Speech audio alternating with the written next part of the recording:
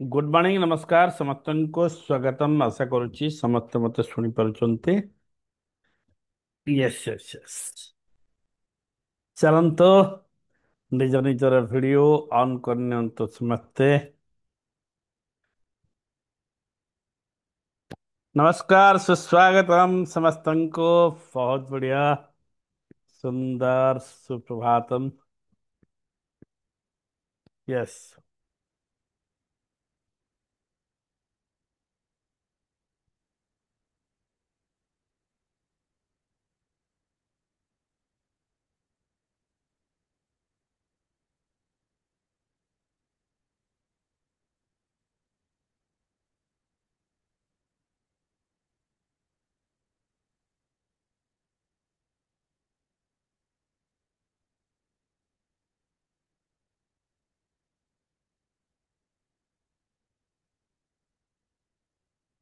Water charge करवा water charge Saroj करंतु सरोज सार।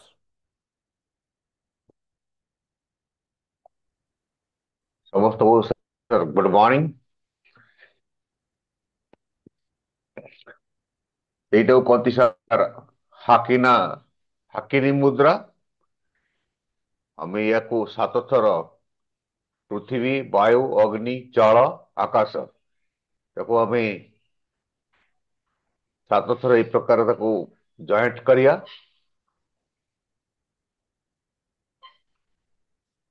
ପୁଣି ଥରେ ତାକୁ ଦୁଇ ପଟକୁ ଏମିତି ନେଲା ପରେ ବର୍ତ୍ତମାନ ସେଇ ମୁଦ୍ରାରେ ଆମ ପାଣି ଗ୍ଲାସକୁ ଧରିବା। ବର୍ତ୍ତମାନ ପାଣି ଗ୍ଲାସକୁ ଗ୍ଲାସ ଭିତରେ ପାଣି ଅଛି, ଆଉ ଏଇ ପାଣି ଆମ ପାଇଁ ଅମୃତ ଏମିତି ଆମେ ମନେ କରିବା। ପାଣି ଆମକୁ ଦେଖିକି ହସୁଛି, ଆଉ ଆମେ ସେ ପାଣିକୁ ଦେଖିକି ହସିବା।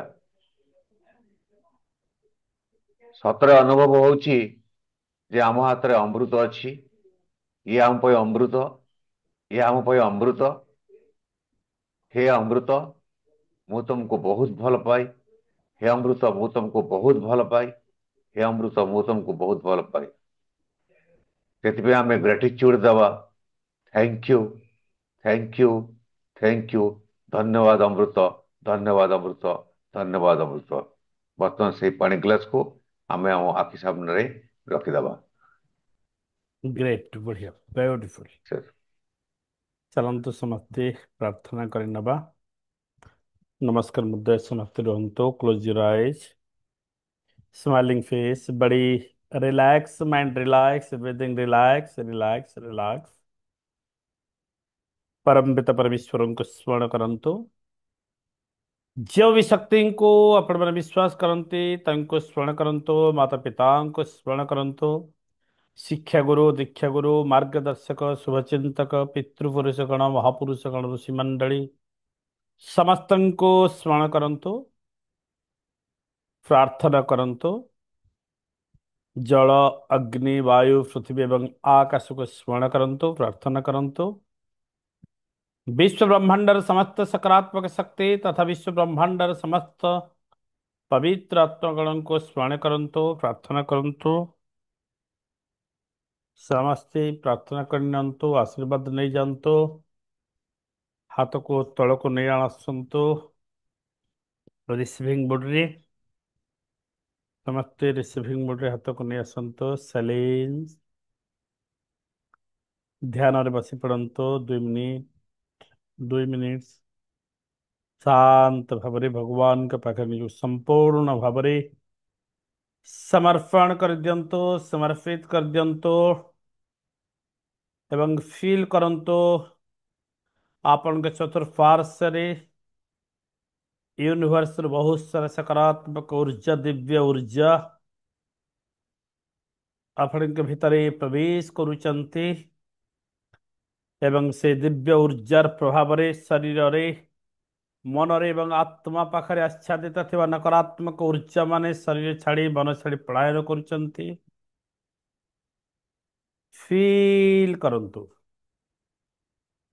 Divine divine divine divine Divine miracle now, divine magic now, divine, divine, divine, divine, divine, divine, divine, divine, divine, divine, positive, positive, positive, positive, positive, positive, positive, positive, divine, divine, divine, divine, miracle, miracle, miracle, miracle, miracle, magic, magic, magic, magic, magic. Divine magic now, divine miracle now.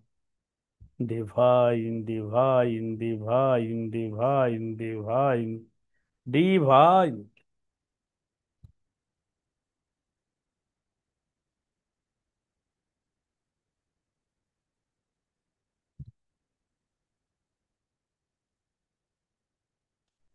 ଧୀରେ ଧୀରେ ଦୁଇ ହାତକୁ ଖସି ଦିଅନ୍ତୁ। ଆଖିରେ ସ୍ପର୍ଶ କରିନିଅନ୍ତୁ ଏବଂ ଓପନ୍ ୟୋର ଆଇଜ୍, ଆଖି ଖୋଲନ୍ତୁ। ସମସ୍ତେ ସମସ୍ତ ପବିତ୍ର ଆତ୍ମାମାନଙ୍କୁ ନମସ୍କାର, ସୁସ୍ୱାଗତମ ଆଜିର ଡିସ୍କସନ କ୍ଲାସକୁ। ଚାଲନ୍ତୁ ଡିସ୍କସନ ଷ୍ଟାର୍ଟ କରିବା। ପୁସ୍ତକଟି ଯାହା ଦିଆଯାଇଥିଲା, seven habits of highly effective people, ଆଶା କରୁଛି ଆପଣମାନେ କେହି କେହି ପଢ଼ିଥିବେ, କାରଣ କାଲି ଆଉ ଗୋଟେ ପୁସ୍ତକ ପୁଣି ପଳେଇ ଆସିବ। କେତେ ଜଣ ପଢ଼ିଛନ୍ତି please raise your hand honestly. Yes. Dhruv sir ପଢ଼ି ପାରିନାହାନ୍ତି। ସରୋଜ ସାର୍ ନେଇନାହାନ୍ତି ବୋଧେ ଆପଣ? ସରୋଜ ସାର୍ ଆପଣ ନେଇନାହାନ୍ତି କି ବହି? ନା ସାର୍, କାଲି ସନ୍ଧ୍ୟାବେଳେ ମୁଁ ନଥିଲି ନା, ମୁଁ ଜାଣିନି ବହି ବାବଦରେ। ଆଉ ଦୁଇଟା କ୍ଲାସ ସାର୍ ମୁଁ ମିସ୍ କରିଥିଲି। ଓ ସେଥିପାଇଁ, ଆଚ୍ଛା। ଆଉ ମୁଁ କ'ଣ କରୁଛି, ଏଇଟା ପ୍ରତ୍ୟେକ ସେ ବହିଟା ସୋମବାର ସାର୍ କଣ? କହିଦଉଛି ଶୁଣନ୍ତୁ। ସାର୍ ପ୍ରତ୍ୟେକ ଏଇଟା ସାର୍ ଗୁରୁବାର, ଆମର ଗୁରୁବାର, ଟିକେ ଟିକେ ସାଲେ ଶୁଣନ୍ତୁ। ଗୁରୁବାର ଆମର ଗୁରୁ ପୂର୍ଣ୍ଣିମା ଦିନ ଷ୍ଟାର୍ଟ ହେଇଛି। ଗୋଟେ ଗୋଟେ ବହିର ଗୋଟେ ଗୋଟେ PDF ମୁଁ ଦଉଛି ଗ୍ରୁପରେ। ଆପଣଙ୍କୁ ଦଉଛି, ଗୋଟେ ଗ୍ରୁପ ତିଆରି କରାହେଇଛି, ସେଇ PDF ପଢ଼ିବେ। ପୁଣି ମଣ୍ଡେରେ ଆଉ ଗୋଟେ ବହିର PDF ଯିବ। ଏମିତି 30ଟି ବହିର PDF ସୁନ୍ଦର ଭାବରେ ଅଛି। ଗୋଟେ କୋର୍ସ ମୁଁ କରିଥିଲି, ତାହା ଦଉଛି ଏବଂ ଫ୍ରି ଦିଆ ହଉନାହିଁ। ଗୋଟେ ମନି ଏନର୍ଜି, ସେଥିପାଇଁ ମୁଁ ନେଉଛି ଏବଂ ଗୋଟେ PDF ଦଉଛି ମାତ୍ର 10 ଟଙ୍କା ଗୋଟେ ବହି ପାଇଁ, 10 ରୁପିଜ୍। ଏବଂ ଯେଉଁମାନେ ସେ 10 ରୁପିଜ୍ ପେମେଣ୍ଟ କରିଛନ୍ତି, ତାଙ୍କ ପାଇଁ ଗୋଟେ ପ୍ରଜ୍ଞାନ ବୋଲି ଗୋଟେ ଗ୍ରୁପ ତିଆରି କରାହେଇଛି। ପ୍ରଜ୍ଞାନ ଗ୍ରୁପରେ ବହି ଯାଉଛି, ବହି ପଢ଼ିବେ, ତାକୁ ଆନାଲିସିସ୍ ହବ ସନ୍ଡେକୁ ସନ୍ଡେ। ପୁଣି ଆସନ୍ତାକାଲି ଗୋଟେ ବହି ସେକେଣ୍ଡ ବୁକ୍ ମିଳିଯିବ ଆପଣଙ୍କୁ ସେଇ ଗ୍ରୁପରେ ମଣ୍ଡେରୁ। ପୁଣି ମଣ୍ଡେରୁ ଥର୍ସଡେ ପର୍ଯ୍ୟନ୍ତ ପଢ଼ିବେ। ପୁଣି ଥର୍ସଡେରେ ଆଉ ଗୋଟେ ବହି ମିଳିଯିବ। ଏମିତି ୱିକଲି ଦୁଇଟା ବହି ଆପଣ ପାଇବେ। 30ଟି ବହିର PDF ନନ୍ ଫିକ୍ସନ ବୁକ୍, ଭଲ ଭଲ ବହି। ଆଜିର ବହି ହେଲା ଦି 7 habits of highly effective people. କିଏ ଚର୍ଚ୍ଚା କରିବେ? ପୀତାମ୍ବର ସାର୍ ଟିକେ ଚର୍ଚ୍ଚା କରନ୍ତୁ ଆପଣ। ଜି ପ୍ରଣାମ। ମୁଁ କିନ୍ତୁ ପ୍ରଣାମ। ବହିଟା ପଢିଲି, କିନ୍ତୁ ହୁଁ ସେତି ବିଶେଷ କିଛି ମୁଁ ତାକୁ ଗ୍ରହଣ କରିପାରିଲିନି। ହୁଁ।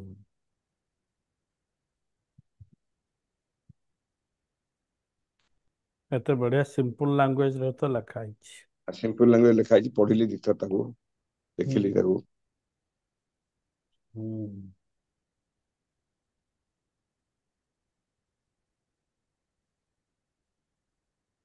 ଓକେ।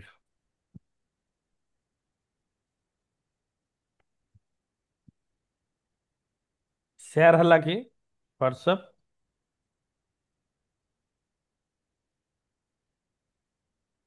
ସେୟାର ହେଲା? यस सर सर नमस्ते। नमस्ते।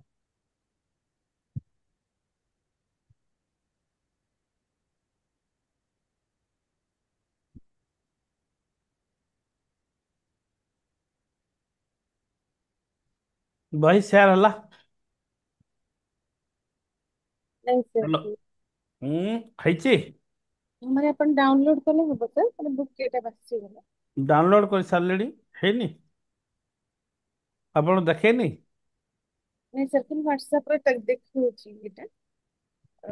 ଓ ଆପଣମାନଙ୍କ ପାଖକୁ ଚଢିନି ବୋଧେ, ମୋର ହେଇଗଲାଣି।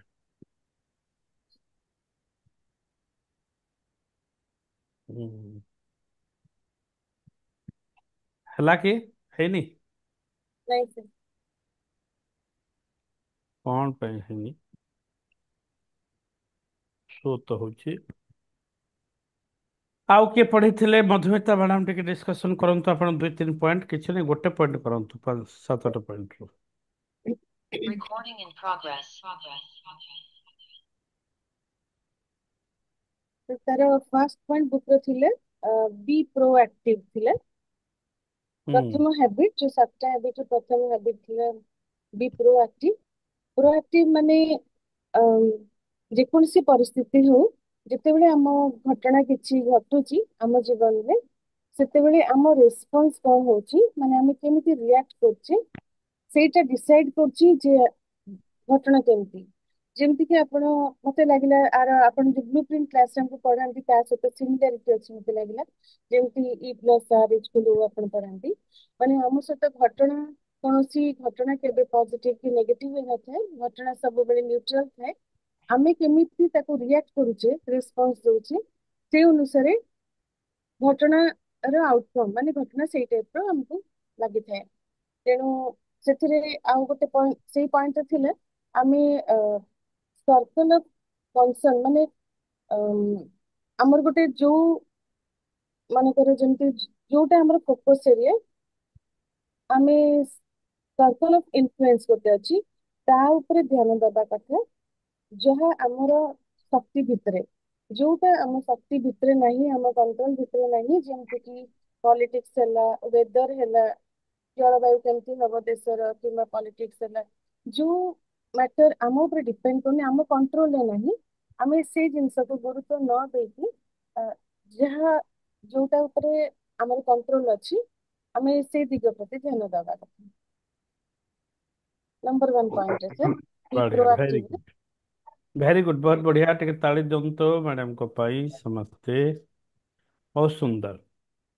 ଏକ୍ଜାକ୍ଟଲି ବହିରେ ଅର୍ଣ୍ଣମ ବୋଲି ଗୋଟେ କ୍ୟାରେକ୍ଟର ଅଛି, ଅର୍ଣ୍ଣମ। ସେ ଅର୍ଣ୍ଣମ କ୍ୟାରେକ୍ଟରଟି କଣ ହେଇଛି ନା, ହଠାତ୍ ଦିନେ ଏମିତି ବିଭିନ୍ନ ପ୍ରକାର ତାର ଆଟିଚ୍ୟୁଡ ଯାହା ଥିଲା, ବହିଟି ମିଳିଗଲା ତାକୁ। ଶୁଣନ୍ତୁ, ଗୋଟେ ଷ୍ଟୋରି ଆକାରରେ ମୁଁ କହିବି, ଆପଣଙ୍କୁ ଭଲ ଲାଗିବ। ତ 7 habits of highly effective people, ତମର ସାର୍ କୁଆଡେ ପଳେଇଲେ? ବୁଝିପାରୁନାହାନ୍ତି, କୁଆଡେ ପଳେଇଲେ କେମିତି ହବ? ତ ବହିଟି ତାଙ୍କୁ ମିଳିଗଲା। ଯେତେବେଳେ ବହିଟି ତାଙ୍କୁ ମିଳିଗଲା ନା ଅର୍ଣ୍ଣମକୁ, ବହିରେ ଦେଖିଲା ପ୍ରଥମ chapter 7 habits of highly effective people, 7ଟି ହ୍ୟାବିଟ୍ ବିଷୟରେ କୁହାଯାଉଛି। ପ୍ରଥମ ହ୍ୟାବିଟ୍ ଥିଲା ବି ପ୍ରୋଆକ୍ଟିଭ। ଚିନ୍ତା କଲା କି ଆଗରୁ କେତେ କେତେ ସମୟ କେମିତି ଅନନେସେସରି ଛାଡୁଥିଲା, ସାରି ଦଉଥିଲା ସୋସିଆଲ ମିଡିଆରେ। ମ୍ୟାଡାମ ଯାହା କହିଲେ, ଯୋଉଥିରେ ତାର ନିଜର କଣ୍ଟ୍ରୋଲ ନଥିଲା, କି ସେ କିଛି କରିପାରିବ ନାହିଁ, କି ତାର କୌଣସି ରୋଲ ନାହିଁ, ତା ପାଖରେ ବହୁତ ସମୟ ସାରି ଦଉଥିଲା, କୌଣସି ପ୍ଲାନିଂ ଲାଇଫରେ ନଥିଲା, ଯୋଜନା କିଛି ନଥିଲା,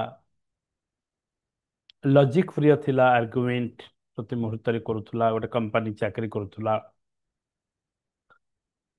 ଯେକୌଣସି କଥା କିଏ କହିଲେ ଆଗ ପକେଇ ହେଇକି କହୁଥିଲା, କିଛି ଶୁଣୁ ନଥିଲା କାହା କଥା।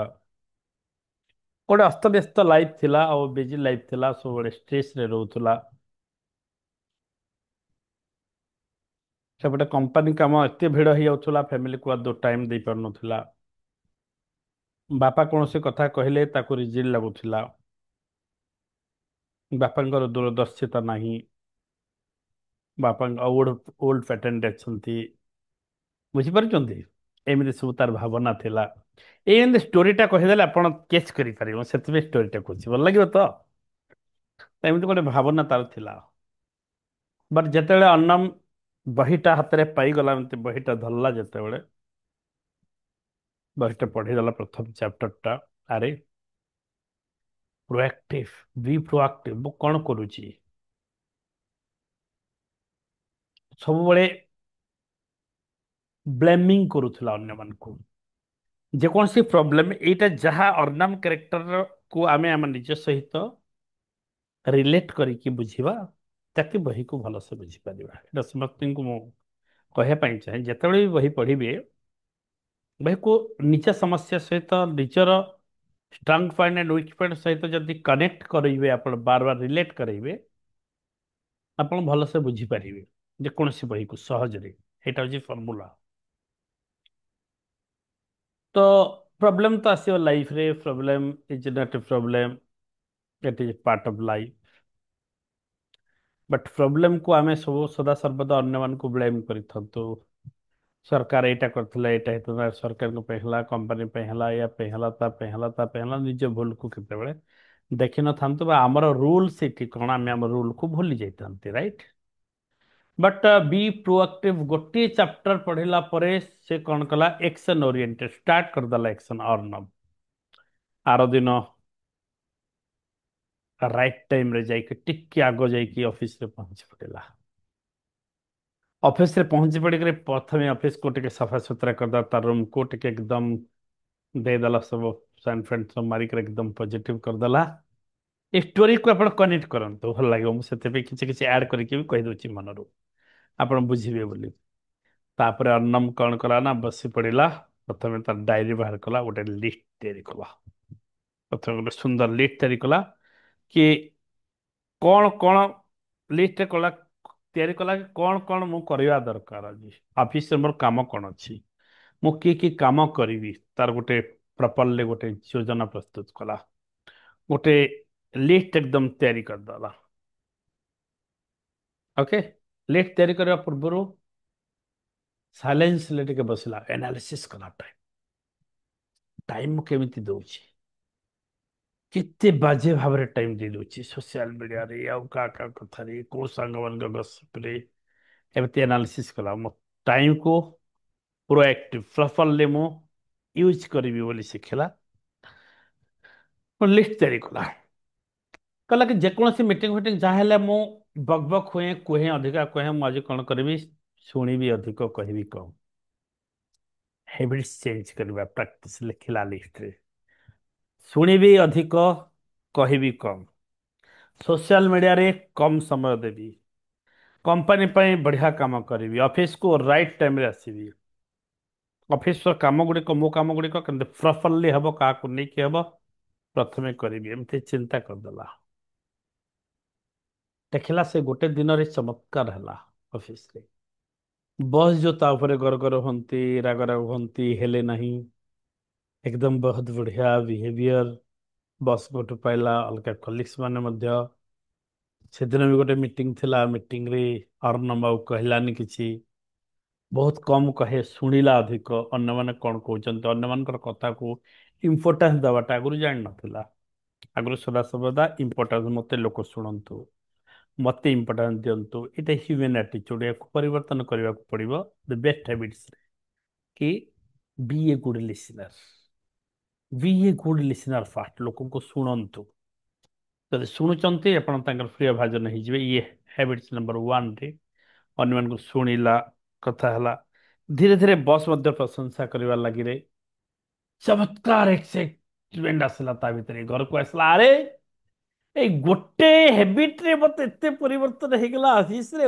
ୱାଓ କେତେ ସୁନ୍ଦର ମାନେ ପରିବର୍ତ୍ତନ ହେଇଗଲା ଗୋଟେ ହ୍ୟାବିଟ ରେ ତାପରେ ଚିନ୍ତା କଲା କଣ କରିବି ପ୍ରକୃତରେ ଆଗକୁ କେମିତି ପ୍ଲାନିଂ କରିବି କଣ କରିବି ପୁଣି କନଫ୍ୟୁଜନ ଆସିଲା ମାଇଣ୍ଡରେ ଥିଙ୍କିଂ କଲା ଭାବିଲା ଭାବି ଭାବି ପୁଣି ବହିକୁ ଓଲଟେଇ ଦେଲା ବହିକୁ ଓଲଟୋ ଓଲଟୋ ବହିର ସେକେଣ୍ଡ ଚାପ୍ଟର ପୁଣି ତା ଦୃଷ୍ଟିରେ ପଡିଗଲା chapter 2 begin with the and in mind begin with the and in mind ହଉଛି ଚାପ୍ଟର 2 ହେଲା ଆରେ ଏଇଟା ମୁଁ କଣ କରିବି ଏତେ ଲମ୍ବା ସ୍ୱପ୍ନ ଏତେ ଲମ୍ବା ମୁଁ କେତେବେଳେ ଭାବିନି ମୁଁ ତ ଏବେ ପ୍ରାଇମ ମିନିଷ୍ଟର କଣ 10 ବର୍ଷ ଆଗ ବର୍ଷ ଏତେ 15 ବର୍ଷ ଲଙ୍ଗ ଟର୍ମ ଗୋଲ କେମିତି ଭାବିବି କେମିତି ଭାବି ପାରିବି କଣ ତାର ସେଇ ଚାପ୍ଟରକୁ ପଢିବା ଷ୍ଟାର୍ଟ କଲା ଓକେ ସେଇ ଚାପ୍ଟରକୁ ଯେତେବେଳେ ପଢିଲା ନା ଏଣ୍ଡ ଗୋଲ ଗୋଟେ ଲଙ୍ଗ ଟର୍ମ ଗୋଲ ତା ମାଇଣ୍ଡ ଭିତରେ ଆସିଲା ଭିଜନ ଅର୍ଥାତ୍ ସେ ଭିଜନାରୀ ପର୍ସନ ହେଲା ହେବିଟ 2 ରେ ନିଜକୁ ଏକ ଭିଜନାରୀ ପର୍ସନ ଭାବରେ ସେ ତିଆରି କଲା ସେଠି ହେବିଟ 2 ରେ ତାର ଆସିଲା ଯେ ମୁଁ ମୋର ବି proactive and begin with the end in mind ରେ ସେ ଚିନ୍ତା କଲା କି ମୁଁ ମୋର କମ୍ପାନୀ ଚାକିରିକୁ ସଠିକ ମାର୍ଗରେ କରିବା ସହିତ ବୁଝନ୍ତୁ ପାର୍ଟ ଟାଇମ ମୁଁ କଣ କରିବି ପାର୍ଟ ଟାଇମଲି କଣ କରିପାରେ डायरी लिखा स्टार्ट कला जर्नाल जर्नाल लिखवार नाम स्टार्ट कला बड़े बड़े पॉइंट जहाँ जहाँ ଫିଲିଙ୍ଗସ୍ ତାର ଆସୁଛି ତାହା ଲେଖିବାର ଆରମ୍ଭ କଲା। ଓକେ। ଏବଂ ସେ ଚିନ୍ତା କଲା କି ନର୍ମାଲ ହାର୍ଡୱାର୍କିଂ ଜବରେ ନ କରିକି ଜୀବନର ଉଦ୍ଦେଶ୍ୟ ତା ସହିତ ମୁଁ କାମ କରିବାର ଅଛି, ନହେଲେ ଏମିତି ଗୋଟେ ହାର୍ଡୱାର୍କର ହେଇକି ହିଁ ମୋର ଜୀବନ ଚାଲିଯିବ, କେହି ମୋତେ ଜାଣିବେ ନାହିଁ। ଗୋଟେ ବାଲାନ୍ସିଂ ଗୋଲ ଦେଖନ୍ତୁ ଧୀରେ ଧୀରେ ତା ମୁଣ୍ଡକୁ ପଶିଲା, ଗୋଟେ ଭିଜନ ଆଗକୁ ହେଲା ନା ଜର୍ନାଲ ଲେଖିବା ଷ୍ଟାର୍ଟ କଲା। ସେ ଜର୍ନାଲ ଲେଖିଲା ଯାହା ବି ପ୍ରଆକ୍ଟିଭରୁ ଯାହା ସେଦିନର ଏକ୍ସପିରିଏନ୍ସ ରାତିରେ ଲେଖିଲା। ଡିସାଇଡ୍ କଲା କି ମୁଁ ପ୍ରତିଦିନ ସକାଳୁ ଗୋଟେ ଗୋଟେ ଘଣ୍ଟା ଲେଖିବି, ପ୍ରତିଦିନ ସକାଳୁ ଗୋଟେ ଗୋଟେ ଘଣ୍ଟା ଲେଖିବି ବୋଲି ଗୋଟେ ଡିସାଇଡ୍ କଲା ସିଏ। ୱାନ୍ ଗୋଲ୍ ଅର୍ଥାତ୍ ତା ଲାଇଫକୁ ଗୋଟେ ଗୋଲ ସହିତ ଡିଜାଇନ୍ କରିବା ଷ୍ଟାର୍ଟ କଲା ପଏଣ୍ଟ 2 ରେ। ଓକେ। କହିଲା କି ଲେଖିଲା କି ସକ୍ସେସ୍ ମାନେ କଣ? ସକ୍ସେସ୍ ମାନେ ଯେ ମୋର ଯୋଉ ୱାର୍ଡ ନିର୍ଗତ ହବ, ମୋ ପାଟିରୁ ଯୋଉ ଶବ୍ଦ ବାହାରିବ, ସେଇ ଶବ୍ଦରେ ଲୋକମାନଙ୍କ ଜୀବନରେ କଣ ପଜିଟିଭ ଫିଲିଙ୍ଗସ୍ ଆସୁଛି, ସକାରାତ୍ମକ ମନୋଭାବ ଆସୁଛି, ଦ୍ୟାଟ୍ ଇଜ ଇମ୍ପୋର୍ଟାଣ୍ଟ। ମୋ ୱାର୍ଡ ସେମିତି ହେବା ଦରକାର। ଏଇଟା ପଏଣ୍ଟ 2 ରେ ସେ ଆବିଷ୍କାର କଲା। ତ ଦେଖିବେ ସବୁ ହ୍ୟାବିଟ୍ସର ପ୍ରତ୍ୟେକ ପଏଣ୍ଟରେ ଗୋଟେ ଗୋଟେ ସାର କଥା ଦେଇଛି, ମାନେ ଆମକୁ ଯୋଉ କଣ କୁହାଯାଏ ସେଟା କି ଯୋଉଟା ୱାର୍ଡଟା କଣ କୁହାଯାଏ କି, ଆମେ ଗୋଟେ ବହିର ଲାଷ୍ଟକୁ କଣ ରହେ କି ମ୍ୟାଡାମ? ହଁ, ୟେସ୍ ଧ୍ରୁବ ସାର୍। ଏଇଟା ସମରି ସମରି କଣ ସମରି? ସମରି ସମରି ଗୋଟେ ଧାଡିରେ, ଯେମିତି ସମରି ତ ନୁହଁ, ସମରି ନୁହଁ,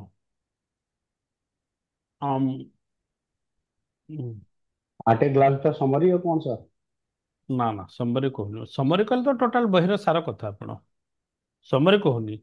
ସେଥିରୁ କଣ ଆଡଭାଇସ୍ ପାଇଲେ, ଗୋଟେ ୱାର୍ଡ ଗୋଟେ ଲାଇନରେ ଯୋଉ ମିଳେ ଯୋଉଟା, ତାକୁ ମୁଁ କହୁଛି କଣ କୁହାଯାଏ। ଯେମିତି କି ଆପଣଙ୍କର slow and study win the race, ଏହାକୁ କଣ କୁହାଯାଏ ତାକୁ ମୁଁ ପଚାରୁଛି, କିଏ କହିପାରିବେ? ହେଲ୍ପ କରନ୍ତୁ ମତେ। Yes Abhay sir. gist of the book. GIST, very good. GIST, GIST, GIST କଣ ବୋଲି ଲାଟକୁ ଥାଏ। Yes GIST. ସେ ଜିଷ୍ଟଟା ଗୋଟେ ଗୋଟେ ଜିଷ୍ଟ ପ୍ରତ୍ୟେକ ଚାପ୍ଟରରେ ସେ ବାହାର କଲା। ଧୀରେ ଧୀରେ ଆଗକୁ ବଢିଲା, ଲକ୍ଷ୍ୟ ନିର୍ଦ୍ଧାରଣ କଲା, ସମୟ ଦେଲା, ଶୁଣିଲା, ବାପାଙ୍କୁ ଶୁଣିଲା, ଘରେ ଶୁଣିଲା, ବୁଝିପାରୁଛନ୍ତି, ଅଫିସରେ ଶୁଣିଲା, ଜର୍ନାଲ ଲେଖିବା ଷ୍ଟାର୍ଟ କଲା। ପ୍ରତିଦିନ ଗୁଡ୍ ହ୍ୟାବିଟ୍ସ ଗୋଟେ ଘଣ୍ଟା ଲେଖିବ ମାନେ ଭାବନ୍ତୁ କେତେ ପେଜ ହେଇଯିବ ପ୍ରତିଦିନ। ତାପରେ ପୁଣି ସେମିତି ଭାବି ଭାବି ଲଙ୍ଗ ଟର୍ମରେ ଆଉ କଣ ଦେଖିବି, କଣ କୋଉଟା ଆଗ କରିବି, କଣ କରିବି, ଏମିତି କନଫ୍ୟୁଜନ ହେଲା ଭିତରେ ପୁଣି ଚାପ୍ଟର 3 ତା ଆଖି ଭିତରେ ପଡିଗଲା, ପୁଟ୍ ଫାର୍ଟ ଥିଙ୍ଗସ୍ ଫାର୍ଟ। ଓକେ, ତୃତୀୟ ଚାପ୍ଟର ପୁଣି ତା ଆଖିରେ ପଡିଗଲା। ତୃତୀୟ ଚାପ୍ଟର କୁ ସେ ଦୁଇ ଭାଗରେ ବିଭକ୍ତ କରିଦେଲା। ତୃତୀୟ ଚାପ୍ଟର ପଢି କରିକି ମୋର ଅର୍ଜେଣ୍ଟ କଣ ଆଉ ଇମ୍ପୋର୍ଟାଣ୍ଟ କଣ ଏଗୁଡ଼ା ଡିଫାଇନ୍ କଲ। What is the difference between urgency and important? Important ଆଉ ଅର୍ଜେଣ୍ଟ ଭିତରେ କଣ ତଫାତ ଅଛି? ଦୁଇଟା ୱାର୍କ ଭିତରେ ଡିଭାଇଡ୍ କଲା। अर्जेंट वर्क गोटे इंपोर्टाट वर्क डिवाइड कला। अर्जेंट वर्क रे कला कि तुरंत कौन अटेंशन कौन अच्छी, तुरंत अटेंशन को करार अच्छी, ऑफिस काम अच्छी कौन अच्छी, इमिडिएट बस को भेटार अच्छी, को काम अच्छे नहीं जीवे, ये सब तुरंत जोटा अच्छी दैट इज अर्जेन्सी। अर्जेन्सी से अर्जेन्सीटा अर्जेंटा ताको लिखला से लिखते।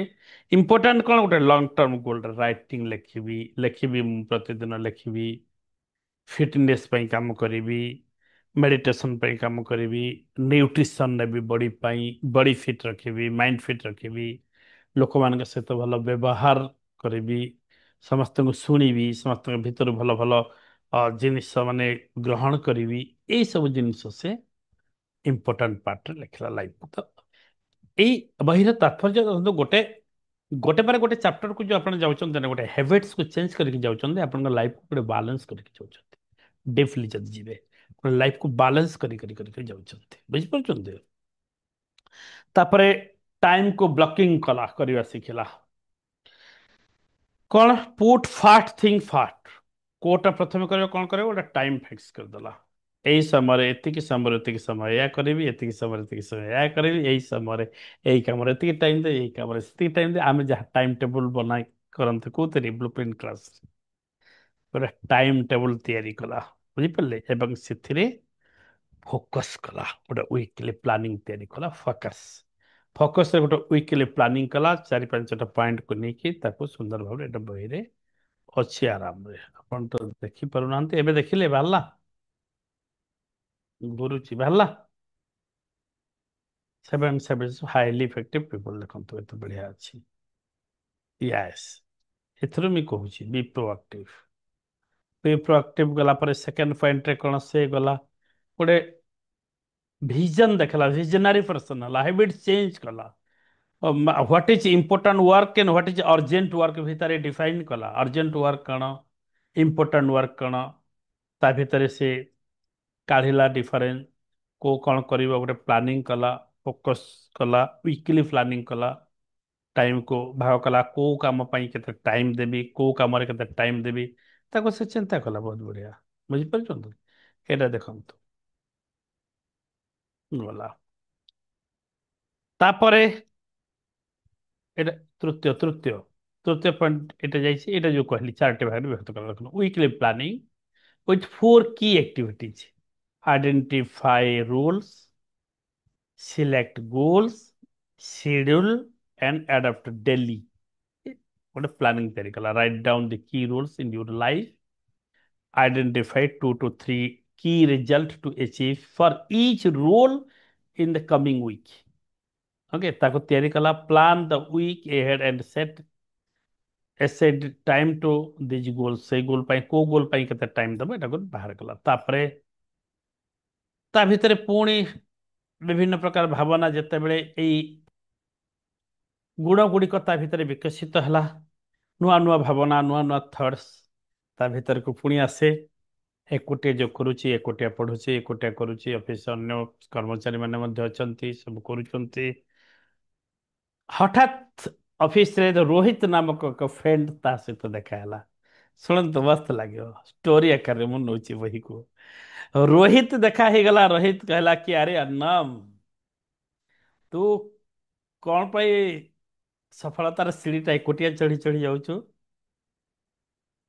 ଏ ଗୋଟେ ଧାଡି ଅନ୍ନମ ମନ ଭିତରେ ପ୍ରତିକ୍ରିୟା ସୃଷ୍ଟି କଲା, ଆରେ ହଁ ତ, ଏକୁଟିଆ ଚଢି ଚଢି ଗଲେ କଣ ହବ ନା, ଏକୁଟିଆ ଚଢି ଚଢି ଗଲେ ହବନି। ପ୍ରକୃତିରେ ସକ୍ସେସଟା ହେଲା ଅନ୍ୟମାନଙ୍କୁ କେମିତି ନେବାକୁ ହବ। ସେଠୁ ଷ୍ଟାର୍ଟ କଲା, ତା ମାଇଣ୍ଡକୁ ଆସିଲା team building, win win strategy. Win win strategy, ଆମେ ଗୋଟେ ଟିମ୍ ସହିତ ସମସ୍ତେ କେମିତି ୱିନ୍ ୱିନ୍ ଷ୍ଟ୍ରାଟେଜିରେ ଆଗକୁ ଆମେ ଯିବେ। ନମ୍ବର 4, ସେ ଖୋଜୁ ଖୋଜୁ ନମ୍ବର 4 ବହିର ନମ୍ବର 4 ଚାପ୍ଟର ପୁଣି ଆଖିରେ ଆସିଗଲା, ଥିଙ୍କ ୱିନ୍ ୱିନ୍। ନମ୍ବର 4 ହେଲା think win win. Win win ଷ୍ଟ୍ରାଟେଜିରେ ଯିବା, ଅର୍ଥାତ୍ ମିଳିମିଶି। ତାପରେ ସେ କଣ କଲା, ଆସିକି ଘର ଲୋକଙ୍କୁ ଶୁଣିଲା, ବାପାଙ୍କୁ ଶୁଣିଲା।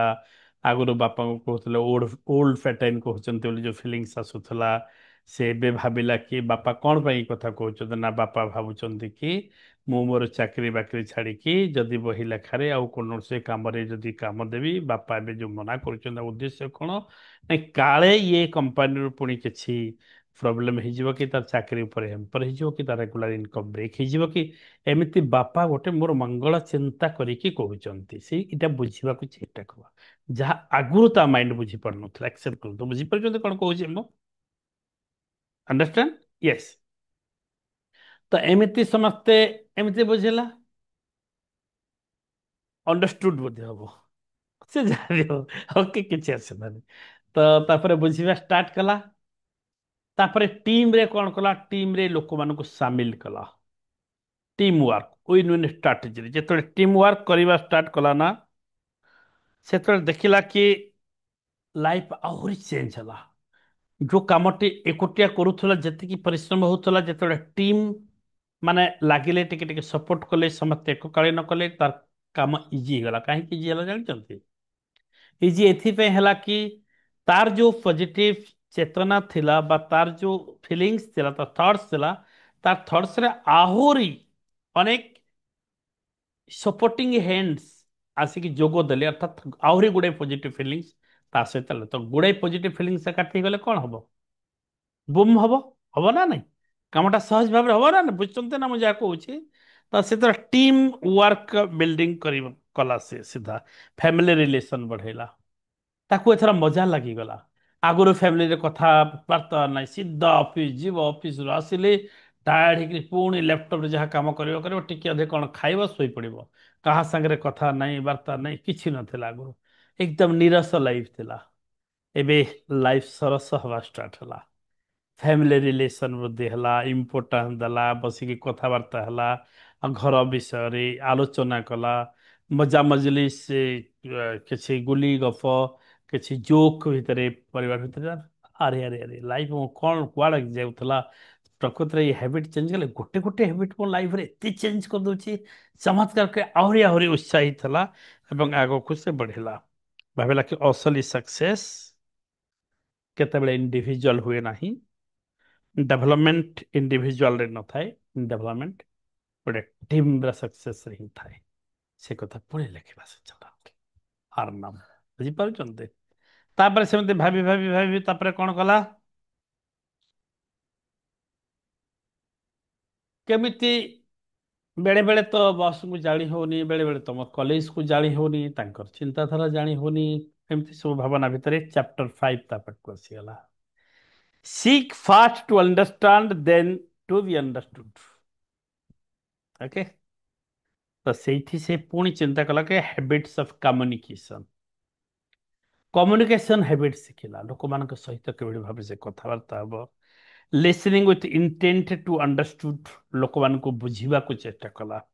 ଏହି ସଂକ୍ରାନ୍ତରେ ବହୁତ ବଢ଼ିଆ ଷ୍ଟୋରିଟେ ମୁଁ କହିବି, ଭଲ ଲାଗିଲା, ଭଲ ଲାଗିବ। କି ତାଙ୍କ କମ୍ପାନୀରେ ଦେଖାଗଲା କି ଗୋଟେ ବହୁତ ବଡ଼ ସିଚୁଏସନ ହେଲା, ଅକ୍ୱାର୍ଡ ସିଚୁଏସନ ହେଲା, ପରିସ୍ଥିତି। ସେଇ ପରିସ୍ଥିତିରେ ଗୋଟେ ପିଲା ଏକଦମ କମ୍ପାନୀ ଛାଡ଼ି ଦେଉଛି, ଆଉ ସେ ପିଲାଟା ବହୁତ ଭଲ ଥିଲା କମ୍ପାନୀ ପାଇଁ। କମ୍ପାନୀ ଲସ୍ କରିବ ତାକୁ ଛାଡ଼ିଲେ। ସେଥିପାଇଁ ବସ୍ କ'ଣ କଲେ, ଅର୍ଜେଣ୍ଟରେ ଗୋଟେ ମିଟିଂ ଡାକିଲେ।